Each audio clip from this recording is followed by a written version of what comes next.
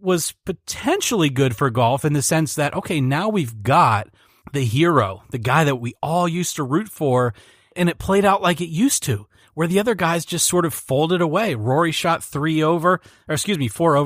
Justin Rose was the one that shot 3 over. You had other guys shoot over par. John Rahm shot over par. Anybody that was close, Tony Finau, Kyle Stanley, they all shot over par. And so I feel like the guys that could have made this an epic showdown, they melted in the face of Tiger Woods. That's kind of good for golf. But at the same time, one of your points, Justin, earlier a couple months ago was that if you had all the eyeballs drawn to the screen, this would be the time that you would want your other young guns to show up and play great so that they got recognized. Because we know everyone's watching Tiger Woods. Wouldn't it be great if they all played great and everyone got to see, oh, Ricky Fowler's pretty cool. Tony Finau's pretty cool. And they gravitate toward those because, Justin, the overall point to what you asked me is that in 3 or 4 years, 5 years, when Tiger's nearing 50 years old, this may come to an end. And then what does golf do? And I think they do have to make that decision then at that point to cut ties with their marketing of Tiger Woods and really latch on to 5 or 6 or 7 other people because they keep going to this same well. And I love it. I love that he won. I love what I saw. But the well will dry up. There's got to be a backup plan. Now that you've got Tiger playing great, let's put that backup plan in motion. He's given you the gift now, PGA Tour, of maybe a couple more years. So do your homework this time. It almost feels like, Eric, you have the matchup that's coming up here in, I believe it's December, where you have Phil versus Tiger in this pay-per-view. I don't know how much the PGA had to do with that, but it's almost like Phil's even older than Tiger. And it just feels like maybe there's an opportunity there where, and maybe those guys just don't have the name recognition yet where they feel comfortable putting them in that pay-per-view spot that people are going to tune in. But it feels like with Tiger in it, he could elevate anybody. It just feels like they could have done something different with that and line it up with Fowler and Justin Thomas and Spieth and McIlroy and something and have Tiger in that mix and just have 10 of them. But it just feels like just Tiger versus Phil is a one-time event that's really not going to move the needle for golf in the future. It's not going to elevate any stars to that point. Look, to your point, these guys, when they're in the position, they have to capitalize on it as well. They can't go out and shoot over par. McIlroy shot a 74 on Sunday playing with Tiger. So these guys also have to do their part, and golf has to try to elevate them. Eric, because you said it, Tiger will be 43 in December. Of course, now the media starts to overhype this whole thing. Tiger wins. Of course, they've got to hype it up that, they already make it seem like he's going to sweep the 4 majors next year. We know it's a lot tougher than that because of the players in golf right now. So Tiger will be 43 in December. What do you think his actual window is given everything that he's been through injury-wise? No, it's a great question. I actually was at the BMW Championship a few weeks back. I was standing less than 15 feet from Tiger Woods when he was on the practice screen. I walked along with him during the round as well, but after his round, I stood there and watched him practice. He is in great physical shape as far as if you just stand there and look at him and watch him. So I think if the doctors say that his back is healthy and he truly is healthy from that perspective, I don't think he's going to have a breakdown of old age, right? As fast as maybe a Vijay Singh did once he got into his mid-40s or something like that. So I think if he can stay healthy, he's not running anymore. I think he has actually said that. He's not running all this mileage anymore. So I think he'll protect his knees. I think he'll protect his back. I think he's in a different place mentally with all of that stuff and his father issues and things that caused him to do all that stuff. So I think if he stays healthy and he plays the way that he just did, he's got a very real shot to light this fire again. And all it would take is one. If he came out and won the Masters, let's say in 2019, that belief would be there again that, okay, I really can do this still. But I got to tell you, if he plays at Augusta the way he just played this week, he would win by 5.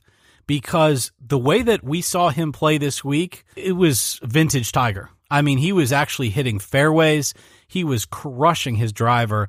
And there's no one in the history of the game. There's been a few guys that are close. Jack Nicklaus, certainly. But there's no one in the history of the game that's a better iron player than Tiger Woods from the fairway. If he's in the fairway, He's going to have such a low proximity to the hole that his chances at birdie will be 10, 11, 12 times per round on makeable putts. And let's just say he makes 6 or 7 of those. That's 6 or 7 under per round at major championships. Who's going to beat him? I'd love to see him go through the winter, do additional therapy, do additional rehab, continue to strengthen his back. He's now made it through an entire PGA Tour season, which no one thought he would ever do again. I want to see him play well at the Ryder Cup, take some time off, come back in December at his tournament, the Hero World Challenge, which is that fun event that we actually saw him play around with last year when I said, wow, Tiger is actually hitting the ball again. And then go into January, into the season start, and ramp up for the TPC at Sawgrass, which we know is now in March, Augusta in April, now the PGA Championship in May. I think some of that actually, we talked last week about the changes to the schedule. I think some of that actually benefits Tiger Woods and his age and his comeback, because now he's got every month he can focus on one tournament. I've got eyes on one thing every month. That could be dangerous for the field. All right, so age-wise, what do you think? Do you think 4 or 5 years? Oh, for sure. He's a physical specimen. He's an athlete through and through. So 4 to 5 years, without a doubt. I mean, there are guys playing well into their 50s and 60s on the Champions Tour that have much worse physiques than Tiger Woods. I mean, John Daly has smoked, I don't know how many packs a day and how many 40s of alcohol, and he's playing on the senior tour. So, you take a guy like Tiger, who's an athlete and a physical specimen, and as long as those breakdowns are healed, the back and the knee, yeah, I mean, I think 5, 6, 7 years, I don't see Tiger Woods being a Champions Tour player. For whatever reason, I've always said that. I always said he's not going to be a guy that goes to the senior tour and then chases Hale Irwin for all these records in the Champions Tour. I don't think so. Yeah, I don't either. I think he'll play the PGA Tour even past 50 if he's still viable at that point. I think he'll just stay on the PGA Tour. But I also think that makes a difference of where he's at with his majors chase. Let's say remarkably, maybe 4 or 5 years, he hits number 19. I wouldn't be surprised to see him wrap it up at that point. Yeah, that was going to be my next question, because, of course, that was all the talk now of, well, can Tiger contend for majors? So you start to look at his age. So let's say 49. That's 6 years left. That's 24 majors opportunities if he can stay healthy. With having that many majors left, do you think he could win 4 or 5 majors in that span? If he plays like he did this year, absolutely. The other players are still going to somewhat fold with having Tiger in the mix. And it's not because they're scared of Tiger. It's actually kind of the fans. What we saw at the Tour Championship was unbelievable. I think part of Rory shooting 4 over is that there was hundreds and thousands of people all over the place. And as soon as Tiger is done, either teeing off or putting out on the green, you've got hundreds of people moving in a mass. And the other player may still be hitting or putting out, and it just throws everything off. And so if you have Tiger playing that well and that many people following him, I think he still has the X factor that other players don't have. And if he's going to putt and drive like that, good grief, who's going to beat him? Well, that's a good point, because Rory, when he turned around 18, looked like he was like, oh, dear God, is there more security available? Because this is a lot of people behind us. And you made a good point. And I do have to give East Lake Golf Club a shout out. First of all, I mean, even on TV, that course looked unbelievable. I would love to play that course and shoot 100, but I would love to play that course. The greens just look like tabletops. It was great. Almost second to Augusta as far as what they looked on TV. But then as far as the security, you're right. That was a scary situation to some degree, because at one point the fans actually totally surrounded Tiger Woods. He was in the middle of that sea of people and he had to emerge up near the green. And no one did anything stupid. No one laid hands on him. No one did anything crazy. The people far outnumbered the security, and yet everyone was on their best behavior. Everyone just let the moment take care of itself.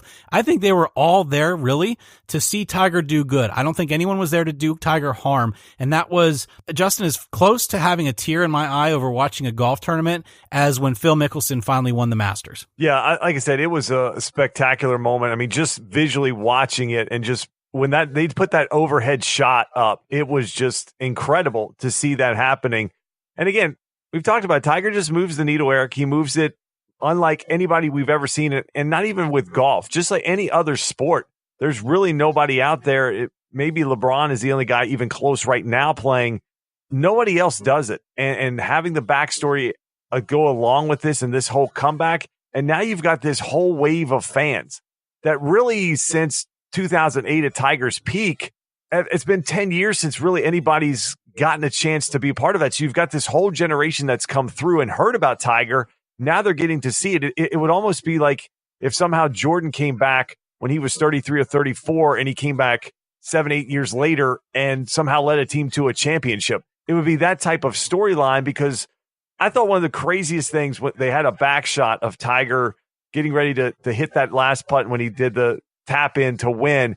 And it seemed like every single person in that crowd had their smartphone up, just trying to be a part of that moment. That's the big difference, I think, from even when Tiger in 2008. Now you have all these people that want to be part of it, capture it. So I think the fandom, it's not going away, Eric. Everybody wants to see it and be part of it. Everybody knows that this window, we don't know how long it is. So I think everybody wants to get a piece of it now while they still can. Well, that'll do it for segment one. Again, as we said, when it's the NFL season and segment one's not NFL, you know it was a big story. We had to cover this, Tiger Woods. But boy, NFL week 3, there was a ton of surprises, major injuries. We've got teams that we thought were going to be good, 0-3. Teams we didn't think that were going to be so great are 3-0. There's a quarterback out there on one of the most popular teams in the country that's struggling. Is it his fault? Is it the team's fault?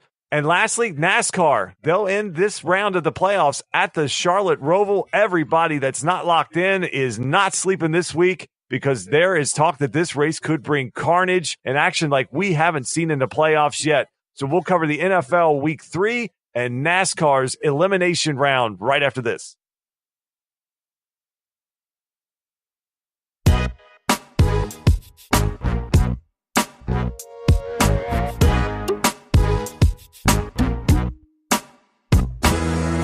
Welcome back. It's time for Talkworthy, and let's jump right into NFL Week 3. Eric, this is the reason we love the NFL. It gives us something seemingly every week we didn't expect, and it did not disappoint in Week 3. 3 major upsets took place. First of all, you had the Buffalo Bills go into Minnesota and absolutely decimate the Vikings. That could have easily shut them out of that game. You had the Jacksonville Jaguars at home off their big win last week over the New England Patriots. They fall to the Tennessee Titans, who started Blaine Gabbert. He gets knocked out. They have to bring Marcus Mariota in, who's right now their backup because he has numbness in his hand from an elbow shot he took in week 1. And then to end Sunday night on Sunday Night Football on NBC, we saw the Lions and their head coach, Matt Patricia, in his matchup versus Coach Bill Belichick. And the Lions took out the Patriots. So 3 major upsets, Eric, in week 3. Which one surprised you the most? The Jaguars and Vikings were both at home. So them losing that badly in their own stadiums was pretty impressive as far as the visiting teams go. Now, I say that badly. The Bills were the only ones responsible out of those 2 for a blowout, taking care of the Vikings 27-6 in a game that really was almost unwatchable from the Vikings offensive standpoint. I've really never seen an 0-2 team come in and dominate another team like that. It's pretty crazy. I loved the gifs of all these people who had interesting ways of showing Vontae Davis trying to come back into Buffalo. That actually cracked me up. And the Jaguars, I say theirs was a bad loss, even though they lost 9-6, because there you have the defense only give up 9 points. And yet, Justin, here we go. We talked about the fact that will they live and die with offense, with Blake Bortles, with getting things done. And look, I know Leonard Fournette was out again, but you saw basically no offense there from the Jaguars. There was no touchdowns, not even defensive touchdowns, but certainly no offensive touchdowns. And so I thought that game was particularly bad because it's at home. You're in Jacksonville. You hold the Titans to 9 points. They don't have Mariota. Blaine Gabbert is, the guy, and he's, we all know the story of Blaine Gabbert and how awful he is.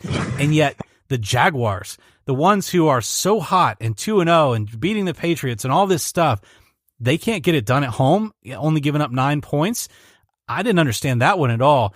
The Patriots and Lions, look, I think that game wasn't as much of a surprise because you knew that Matt Patricia was going to have, not that there was bad blood there, but come on, the motivation he would have to beat Bill Belichick was enormous. And you saw Matt Stafford come out and play hot, and we're not totally sold on the Patriots. this to me wasn't a huge surprise. It was not even that good of a Sunday night game. The other two to me were much worse losses. Look, you hit it right. The home losses to me were definitely the most surprising in what happened to the Vikings and the Jaguars.